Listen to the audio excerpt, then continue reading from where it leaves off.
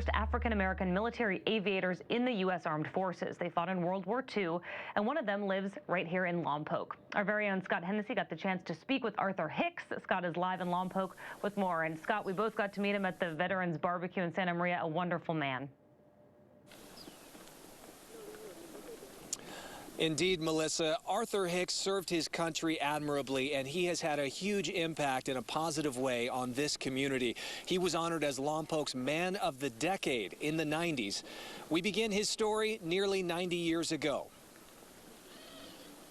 I hadn't even thought. Arthur Hicks had a childhood interest in airplanes, but growing up poor in Atlanta, Georgia during the Depression, making model planes was the best he could do. Cigar boxes and coping saws, and my oldest brother taught me how to saw the tail and the wings and things. Hicks graduated high school in 1940.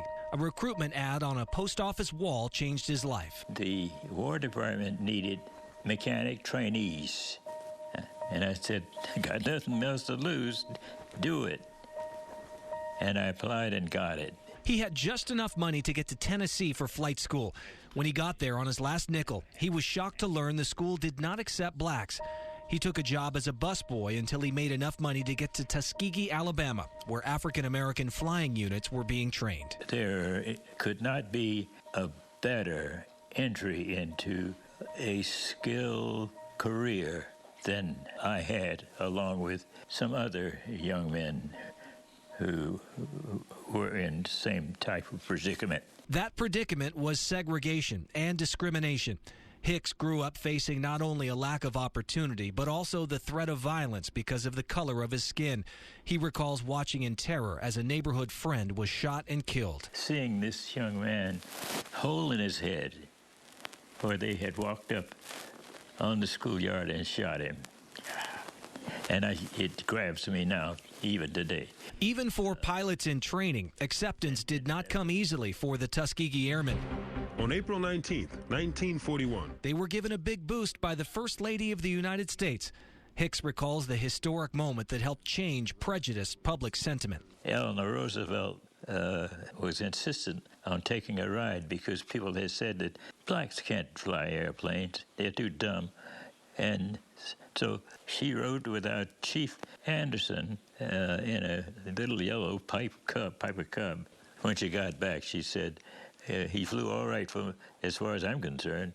Hicks did not see combat, but did become a skilled aircraft technician before completing pilot's training. I could run with the best of them. That's him, second from the left, bottom row, in the Tuskegee Airmen graduating class of May 1945, right around the time the Germans surrendered. And my buddy shot down 2 of those rascals. After the war, Hicks stayed on at Tuskegee for more than a year as an instructor in the instrument school. In all, he spent 28 years in the Air Force, many of them as a missile guidance superintendent at Vandenberg Air Force Base. He also served on the Lompoc School Board and was a teacher at Cabrillo High School and Allen Hancock College. When you see the opportunity out there. And Mr. Hicks credits Harry Truman, Dave, as the hero for African-American aviation. He desegregated the military in 1948. It was a long time coming, but it is great to see the Tuskegee Airmen getting the recognition that they deserve. Well, and he's certainly a true American hero as well, and what an inspiration. Amazing that he's right here in Lompoc. Yeah, Melissa mentioned in the introduction to the piece a moment ago, we met him at a veterans event in Santa Maria. People were lined up to go speak with him. Just a wonderful man, Arthur Hicks. We have much more ahead on the